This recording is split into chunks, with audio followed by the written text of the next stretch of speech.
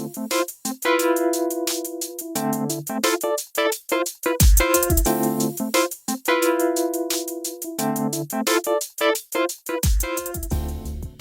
Christian Montes here, and this is First Contact, Stories of the Call Center, brought to you by NobelBiz, your one-stop shop for all your telco and carrier needs. Each show, we talk to industry leaders on how they get their start in the call center industry, because let's be honest, it's not a dream job. I'm here with Jake Bush, tech entrepreneur, skier, and founder and CEO of INFOCU5. Jake, welcome to the show. Glad you're here. Yeah, thanks, Christian. Thanks for having me. Yeah, absolutely. So come on, you got to tell me, what's INFOCU5? So INFOCU5, is a software solution that provides a marketplace of agents for customer service, sales, and marketing. So think of, Uber for call centers, Uber for marketing professionals.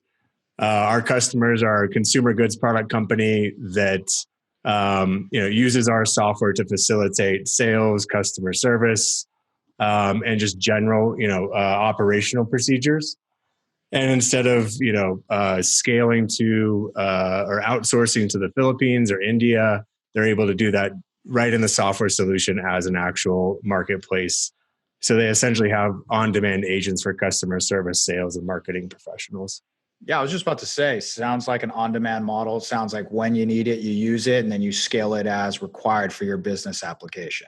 Yep, exactly. Got it. So come on, I look at the name, INFOCU5, there's a 5. Why the 5 instead of the S?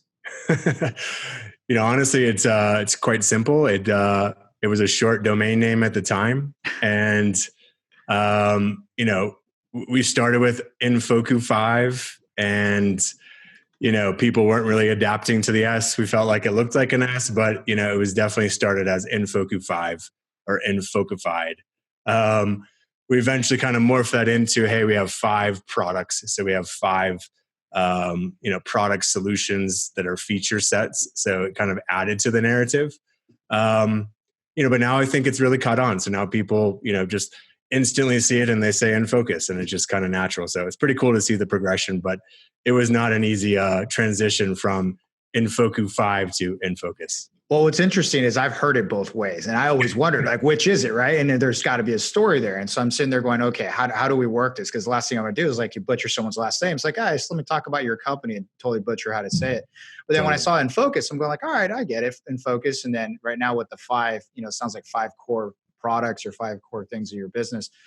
It has a play on that 5. So that's awesome. So let's kind of take it back a little bit, right? You as a child, we're going to start at the beginning. So do you remember anything? Do you remember anything being a kid? Yeah, I remember a lot, actually. Grew up in a small town, so had a pretty awesome, experience growing up. So yeah, I remember a lot. My childhood was very a great spot. Got it. So, is there any pastimes or anything that stuck with you, something that kind of jumps out as a piece of that part of your life? My parents moved to a small ski town called Telluride as ski bum hippies, living out of a teepee, doing bar fights with miners back in the day. And, my dad actually started his first company as a heli skiing operation. So I grew up, in that, kind of that world. So I got a chance to drop bombs from helicopters and do a lot of backcountry skiing and heli drops all the time. So I think it definitely, it certainly fed that kind of experience growing up. And, I went to school for film production. So I think that creative element and that kind of outdoor experience definitely charged that.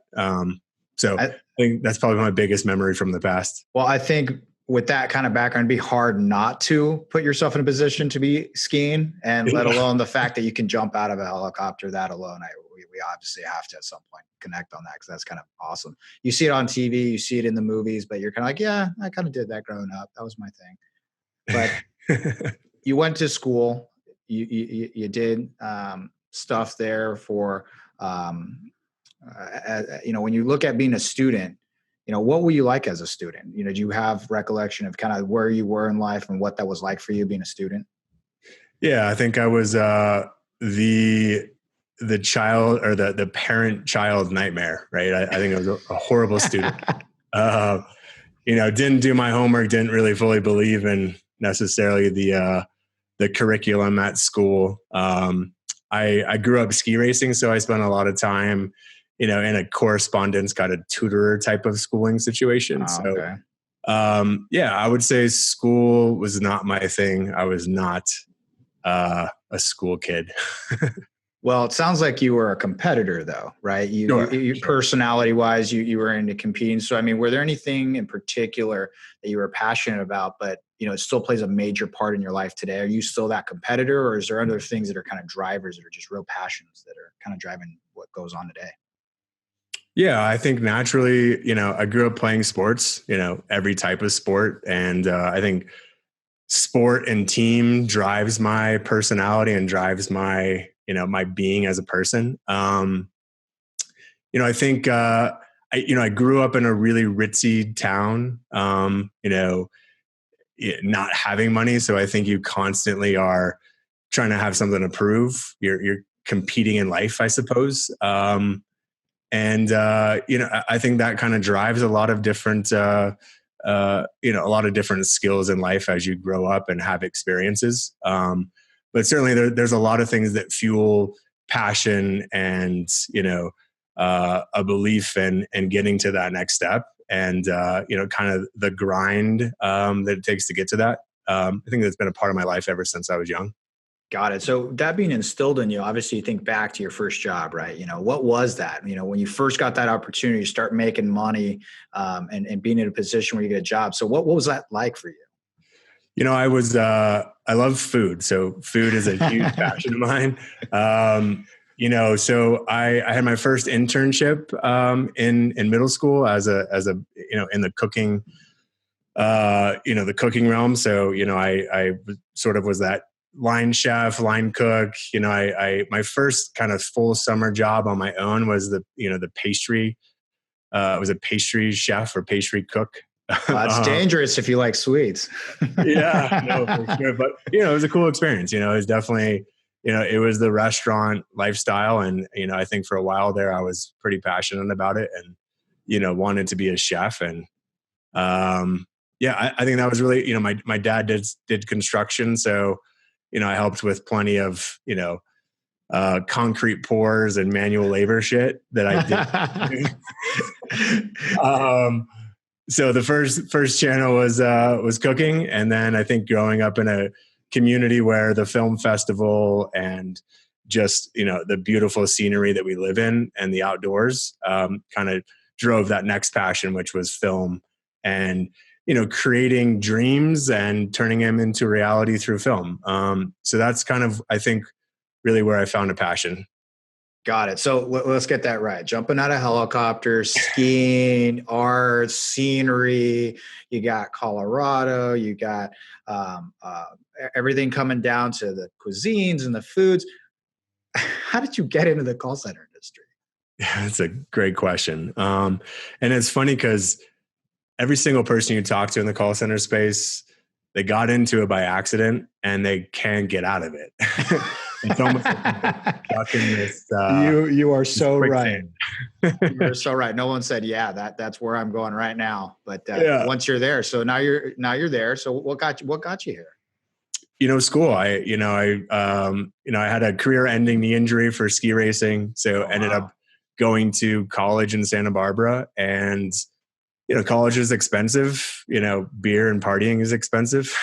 They got to feed the habit. Yeah, exactly. So, I worked at a call center. It was right down the street from our dorm room per se. And it was open 24/7. You could make super good money, being an 18-year-old and making $50-$60 an hour during these kind of crazy surges in the call center space. It was something you couldn't deny. It was the best opportunity to make cash, but then also have the flexibility to go to school and do whatever you wanted. So, that's how it started. And I think, as it progressed, I actually enjoyed it. I learned a lot from it as far as, the skills that you learn to actually, do well on the phone as far as good customer experience, good retention rates or, processing sales and having high conversion rates. you learn a lot of skills and life skills. And then the coolest thing about a call center is it's like a melting pot of people, right? Yeah. You've got every ethnicity, you've got all different types of ranges of ages and experience. So you kind of have this cool environment where you get to meet a lot of cool people. And, that's infectious. And as long as you can stand the work that you do, it's a cool place to be. And then I think every single time I got to that point where I'm like, all right, I got to get the hell out of this and go find a real job, right? You got sucked back in. I got sucked back in. And, that was, I think what kept me around for the first waves, more money, promotions, and, kind of stick you around. And then, then I really started to enjoy what I was doing and saw, that it was changing people's lives as it relates to this kind of melting pot of diversity and, what people are getting out of it. Well, that makes sense. And I mean, having that connection to being able to make an impact. And then obviously for you as a young adult, you're working your way up, you're making more money, you get more responsibility, you're seeing how things are changing. So, I mean, now looking back retrospectively, what would you have wished to have known now knowing what you know back when you started? That's a great question. I'm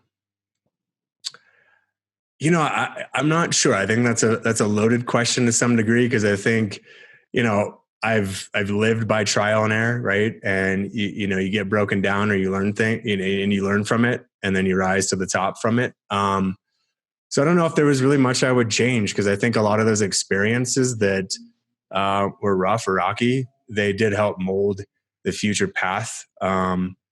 So frankly, I don't know if I would change a whole lot. Well, it does sound like from your personality, being a competitor, going in there, grinding, the next thing you know, something doesn't go right. You learn from it. It kind of builds you who you are as a person. You start to learn different things. It kind of builds not only your character, but your resiliency, because obviously there's things that don't always go right. Right. Yeah. And how you deal with that, especially in the call center space, things don't always go right. So with that said, I mean, how do you stay calm? I mean, are there things that you do to keep you centered?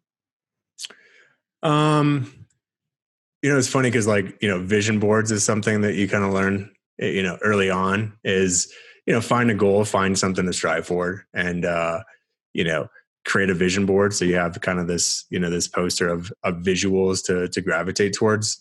That I think it starts there, but then as you progress and you get into more tumultuous situations and more stressful situations, you lean on family, you lean on friends. And then as that doesn't become enough, I think finding your self-center and, finding some meditation. I get teased all the time about enjoying yoga. So I do yoga a lot. And really kind of taking that. So is it time. only the guys giving you a hard time, or even the girls saying, hey, what are you doing it's yoga? The guys. The girls are like, hey, come join our class Friday night. We missed you last week. Totally. So yoga, meditation sounds like a piece where you can kind of be in the moment, being able to kind of separate yourself from everything that's going on. Yeah. And the outdoors. I moved my business from Santa Barbara to Telluride, specifically for my daughter to grow up in the same environment that I did, but also, you can check out, you can go out into nature and, not have, technology, flooding you every day, or push notifications or this, that, and the other. So yeah, I think definitely that finds me peace is the environment and, getting off grid. A place where a lot of people don't understand. You're saying, hey, I don't have any cell phone reception. I've got no internet. That's the point. How is that possible? Those are the times I think, I find the most joy and happiness and able to disconnect from the craziness. Yeah. And I think sometimes we're so intertwined and connected that we don't realize that disconnecting actually makes you realize there's something beyond all that stuff that's happening at you and to you at all moments. So I think that disconnect is really important. And obviously you're in a place where the outsides are pretty awesome. So I'm sure that allows you to really absorb. So let's talk about when it comes to setbacks in life, right? Are there any major things in life that really kind of threw things back for you, or even had a question like, where do I go or what do I do now? Yeah. I think there's probably a lot of them. I think, my career in ski racing, was my, singular path to the future. Graduating high school, my path was to be a professional skier. And, to deal with the injury adversity of that situation, was a rough time. And I think that was a time where you didn't know what was next. You didn't know what the next day was all about. So, I mean, certainly that was probably the most trying time, mentally, physically, do I want to be here? Type of situations, right? I mean, that's obviously the one that comes to mind the most. After really kind of working in the call center, brick and mortar industry, I've started a few companies. So I think starting and failing in companies have, those similar types of situations, but all the time. Yeah. But yeah, I think that. Well, you got some good ones there, right? You got some that are literally kind of, I'm not going to say crushing your dreams, but there was that aspect of this part of your life that you had planned, right? You already knew what it was going to look like. You could probably taste it. And then all of a sudden the bottom falls down. You're going, what do I do now? Right? What's different? And you go into business, and obviously you have a perception of, the business is going to succeed. It's going to do well, right? It's going to fit the needs you want. So, I mean, what do you think you learned from that stuff? Is there anything in particular that comes to mind that you would have learned or got out of those experiences? Yeah, gosh, I mean, so many things, right? I think, if I'm trying to think about something that specifically comes to mind through those experiences is, gosh, you got me kind of stumped a little bit here. Well, look, it's one of those things that, it sounds like one of the things that when you have those hard times is, how do you get past it, right? How do you get through it to the next thing? Because a lot of people, sometimes when their dreams are crushed, they just don't know what to do. They don't know how to actually move on to something productive or something that potentially could be life-changing for them, or, for their family, if they already have a family at that point. So, if there's anything in particular that aligns with, hey, you go through something really hard, your dreams are crushed, or even a business fails where maybe other people's jobs are on the line, right? And it's like, how do you deal with those kinds of things? Those are all things that are really critical. Totally. I mean, I think the will to succeed is something that's fueled me for my whole life. I think when you grow up in a way where you have to prove yourself every day, whether it's, socioeconomically, as far as, your friends have everything handed to them and it's on a silver platter, and, you need to fight and work for everything. You kind of build this character of, not failing, right? You do everything you can to succeed. So I think that was kind of ingrained into me through just life experiences, through early childhood. And that definitely kind of leads into business, right? And I think there's a lot of people that start businesses and fail. But I have a sense of competition and competitive nature, but also just that, that will to win. That I think probably drives me through some situations where maybe I shouldn't win. I think that's probably my biggest fault, is knowing when to say, okay, it's okay not to win. It's okay to admit defeat and pivot and switch gears, because sometimes that will to win takes you through paths that you shouldn't be on. You should say, all right, you know what? Like, let my pride can settle a little bit. Let's take a step back and say that was the wrong path to go. Let's go on a different path. So, it's a little bit of a catch-22. Yeah. Well, I mean, you think about it, and it comes down to when a life kind of has that signal, that sign that maybe it's time to make a change, we're not always the most in tune to be like, yeah, maybe I should do that. We're kind of stuck in our ways. And sometimes we break through it when it makes sense. And other times we have to realize when the change is for a reason, right? And so, you were in the call center industry for a while, both as a participant and as a business owner. There has to be something weird that happened, right? Something that was just, what's the weirdest thing, the thing that just happened in a call center? You're going, man, I can't believe this happened. Or I can check that off my list, right? This has finally happened. I'm good. Oh man. Yeah. The things that you experience in a call center are, I don't think things you can experience anywhere else in life. I think it's in Santa Barbara, we were the largest employer in Santa Barbara for a long time. And, our attrition was just crazy, right? So, you'd get anywhere, it would be like the first stop from the rehab center of people falling off, or, we'd be the first one for brand new freshmen coming in and trying to figure out what life is all about. Then you've got, stay-at-home moms that are a PhD that they just kind of retired to raise their kids, and now they need to find a job to just stimulate themselves or find some extra cash. So, you put all these people into the same situation, the same place, get some pretty interesting things.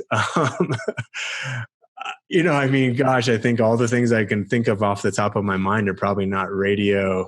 Like on Howard Stern. So in other words, the call center is an environment that definitely allows people from all types, all places, all experiences to kind of, like you said, melting pot together. And who knows when you're inside of a room locked in for a while and what happens in there. So, yeah, I can imagine, with just the stories I've heard of all the different things that happen in a call center, if nothing comes available that's really appropriate for us to have in the recording, I can just imagine that. So kind of let's hop to really business at hand, right? In focus. What prompted you to do In Focus? What happened to get to that point and you're just like, hey, we're going to create this company? Sure. Well, so I spent 6 years, running, the massive call center out of Santa Barbara. We opened up a shop in Houston, Texas as well. So we had thousands of employees in this massive brick and mortar, cubicle boiler room type of setting, more like a Vegas casino, right? It was fun, but it was still, a traditional call center that people think of. Yeah. It eventually got bought and sold so many times that it became really corporate, and I had to lay off a lot of friends that I had grown up with through the company.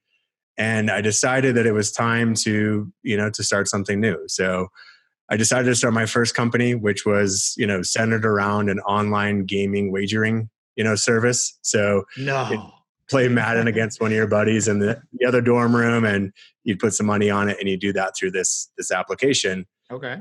That you quickly learned you needed a lot of capital to do a lot of the stuff that was required there.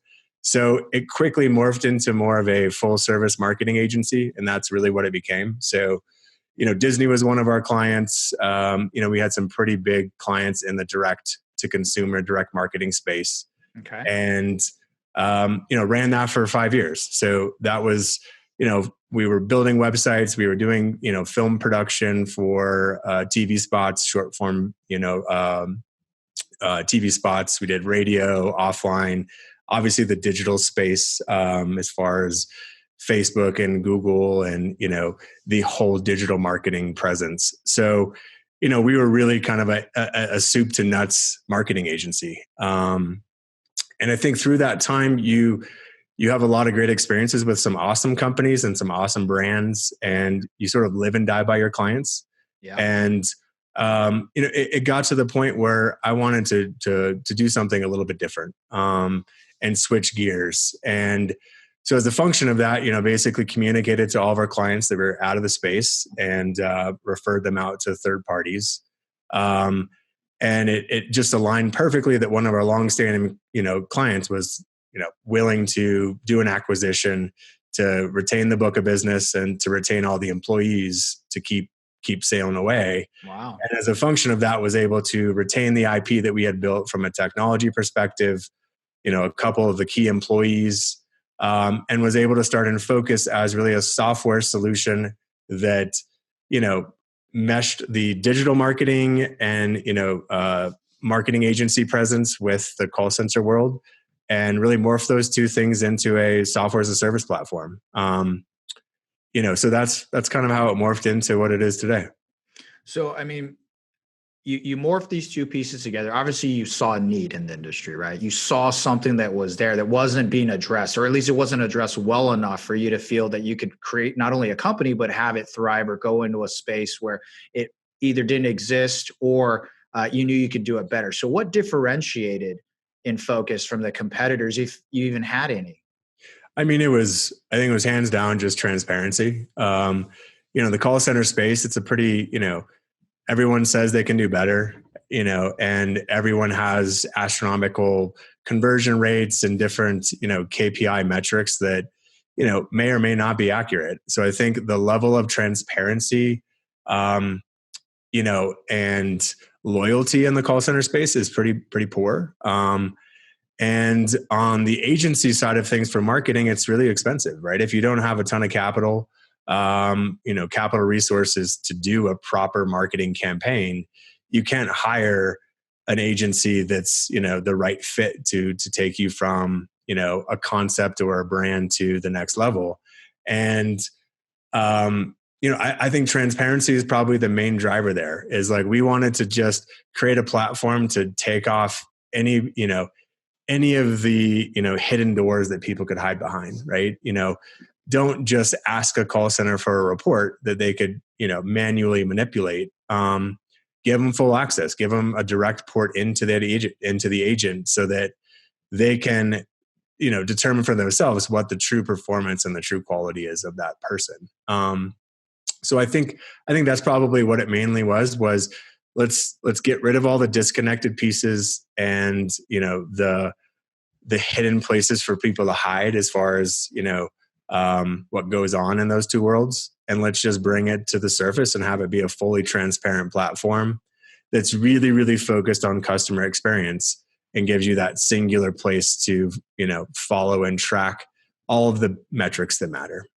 Got it. So would you say that it used to be very transactional, not very clear on what you were getting yourself into, and then maybe even having visibility into it so you can make the right decisions for your business? So if you're out here, you have a product or a service, direct to consumer, direct response, and now all of a sudden you're in a position where you have to curate all the different pieces. Hopefully they all mesh and work well together.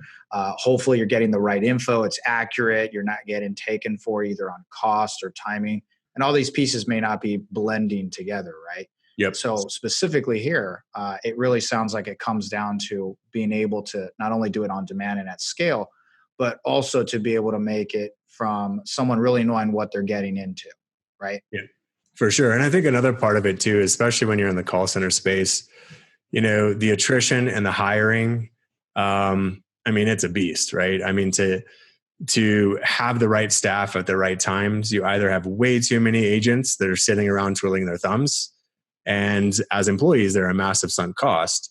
Or on the other side of it, you've got a couple hundred calls in queue, and then your customers are pissed, because of the service levels, right? So I think in the call center space, you live in this world that it's nearly impossible to properly scale up and down to the demand and the volatility of direct response.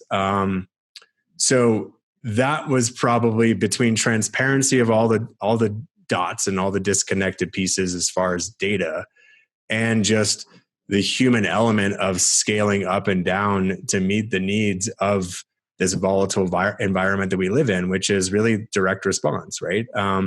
Direct response is a beast, and I think it's a very niche market that's difficult to understand and is very difficult to perfect. And in the call center space, nobody can do that, right? It's just not possible, right? And I think what we're starting to get into is what's possible is by bringing everyone together. Bringing call centers that used to look at each other as competitors, have them use our software for their internal operations. But then when they have a ton of agents sitting around with nothing to do, they can tap into this marketplace through the software and fill that, that empty space so that they're getting the best utilization out of their agents. And then on the flip side, if they have 100 calls in queue, they also have this marketplace to overflow to. And it's in this very kind of controlled environment. But at the end of the day, it's about bringing people together, not coming out there and being disruptive and competing against everybody, but more so being disruptive by, changing the norm and allowing call centers to actually work together. Because at the end of the day, it's the agent on the other side of it that makes the difference, not what company that agent works for. Yeah. And I mean, they're the face of the business, right? They are the voice of the business. They are the one that is your business in that moment. And that really is your client's experience, and how they experience that will make or break whether or not they will do business with you and how much they'll spend with you over time, or they'll still continue to be a business with you. And especially if you have other products or services, whether or not there's opportunities to continue that relationship. Yeah. So, that's huge. And it sounds like the model is really designed of meeting the inefficiencies of two worlds, right? One world is, I don't always need you. The other world is, I have a bunch of people. They're not always doing something, right? Yep. And so how do you marry those two together in a more transparent, clear way? So that's awesome. So it sounds like from a creativity standpoint, you've really kind of added some flair here. You've put it some additional pieces, but do you see any in particular pieces of creativity that you've infused into this current job? I think from a creativity standpoint, I think the biggest thing for us has been the brick and mortar world versus the virtual world. And I've gotten the most pushback on this, from my internal teams, from our investors, from just the marketplace as a whole, where, some people say, why don't you just be fully virtual, right? You're in a virtual environment, be a software company that's in virtual environment for this marketplace. But you lose a massive layer of culture and community and experience that you get from being in those physical call center environments, right? Where you jump into a cash queue where you're doing a promotion and you're actually sitting next to somebody competing.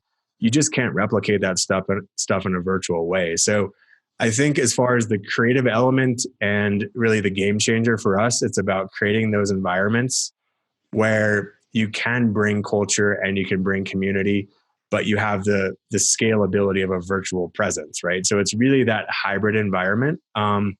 So we call them INFOCU5 hubs. These are basically small kind of versions of a call center for us. It's more of a shared workspace type of setting as far as the environment and, kind of the throughput of people coming in and out. But it's where we're really like developing culture and keeping culture there, even though their typical work is being done in a virtual environment at home. So I think probably the biggest creative element is, harnessing that, right? And there's so much creativity that happens with producing that culture and that experience. Yeah. And that's huge right now, right? It's being able to tap into talent you may not otherwise get in a virtual world. But then on the flip side, you also have that sense of your culture. You have the ability to find that balance, right? It's not one or the other. It's how do you find how they complement one each other versus compete against one another. So that's awesome. And so, what do you see as the future for yourself and for the company going forward? I mean, the future is we completely disrupt the call center industry and completely turn it upside down. I think there's right now it's very split, right? There's some people that look at us as a threat and some people that think what we're doing is crazy and not the right solution. Then on the other side of it, you've got people that are super excited about it. So I think the path is let's disrupt a really, really old gray hair industry and, modernize it and turn it into something that gives the flexibility that's really required for this world today. Our customers are owning products or service that they're selling direct to consumer, and those consumers have so many choices today. So their experience with that brand is critical. If they have one bad interaction with a customer service agent, they're just, it's no longer, let me talk to your supervisor. It's, cancel, chargeback, refund, I'll go to the other solution that does the same freaking thing.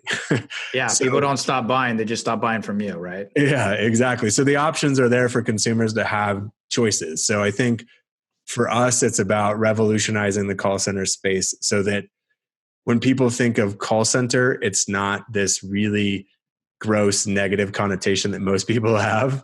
But it's a different version of that, right? It's new, it's fresh, it's revolutionizing. And it's not something that people, sitting at a family dinner table are, ashamed to say they're working at a call center, right? Or, well, it's a contact center now because it's not just calls anymore. But yeah, I think that's where my passion is fueling me, is to change that and really, change the mold. Well, that's awesome. I think obviously you have the passion for it. You have the team that you have around you to be able to not only do what you're doing today, but with how you want to approach going forward. So, Jake, thanks so much for being on the show. Really fun talking with you. So, where can we find you on social media?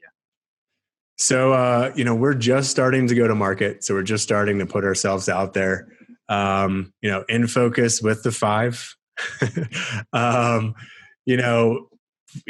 think you'll start seeing us out there on social media. We're going to start doing our own TV, radio, print, and actually being our own internal marketing engine. So hopefully it'll come to you, but if you want to come to us, it's just at infocus.com, and hopefully you'll see us everywhere.